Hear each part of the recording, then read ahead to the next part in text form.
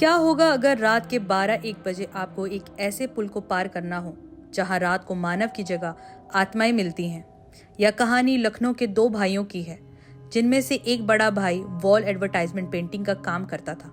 एक दिन ज्यादा काम होने की वजह से उसने अपने छोटे भाई को अपने साथ ले जाने की सोची।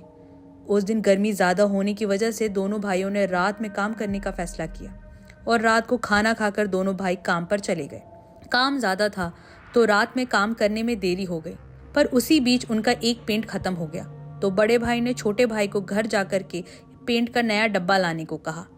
छोटे भाई ने पहले तो अकेले जाने से मना किया, क्योंकि उसको अकेले जाने में डर लग रहा था और जिस रास्ते से उसे जाना था उस रास्ते पर एक पुल पड़ता था जो रात में 12 बजे के बाद से आत्माएं मिलने के लिए मशहूर था। पर बड़े भाई ने जोर दिया कि वह अकेला चला जाए और जल्दी से पेंट लेकर आ जाए, तब तक वह और काम खत्म कर लेगा।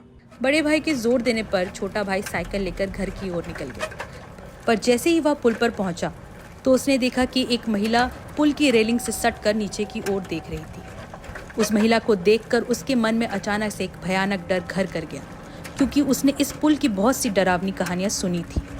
वह अपनी साइकिल की स्पीड तेज करते हुए पुल पार करने लगा, लेकिन जैसे ही उसने उस महिला को पार किया तो उसे पीछे से आवाज आई, क्या आप मुझे आगे तक छोड़ सकते हैं? महिला की इस आवाज को सुनकर उसका दिल डर से भर गया और अनजाने में उसके मुंह से निकल गया, ठीक है।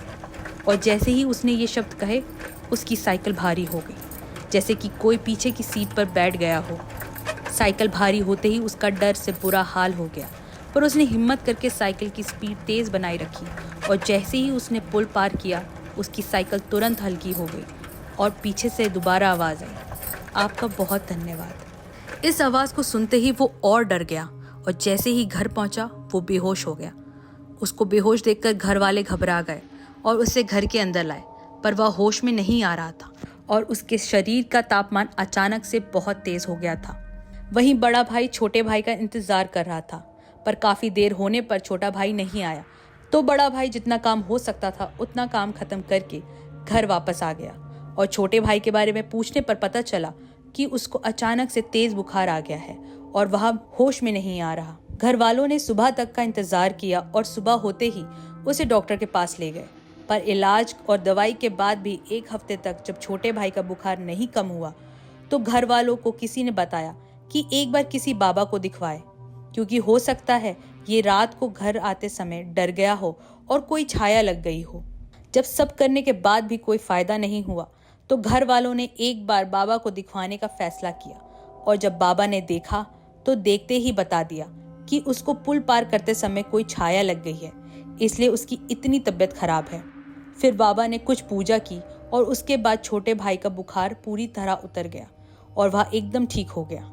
ठीक होने के बाद उसने घर वालों को अपने साथ पुल पर जो कुछ हुआ उसके बारे में बताया। अब आप लोग सोच रहे होंगे कि अगर उस समय छोटे भाई को आत्मा दिखी तो बड़े भाई को क्यों नहीं दिखी।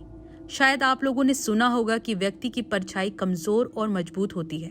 जिसकी परछाई कमजोर होती है उन लोगों पर ये प्रेत आत्माएं ज्यादा आकर्षित होती है और उन पर हावी होकर उनको नुकसान पहुंचाने की कोशिश करती है। इसलिए छोटे भाई की परछाई कमजोर होने की वजह से वह आत्मा उस पर हावी हो गई। इस डरावनी घटना से एक बात तो साफ होती है कि अदृश्य शक्ति का व्यक्ति पर गहरा प्रभाव पड़ सकता है। अगर आपको भी ये कहानी पसंद आई हो तो लाइक और शेयर जरूर करें, और अगर आपके पास कोई डरावनी कहानी हो तो कमेंट सेक्शन पर जरूर शेयर करें। अगली बार फिर मिलूंगी एक और डरावनी कहानी लेकर। तब तक के लिए अलविदा।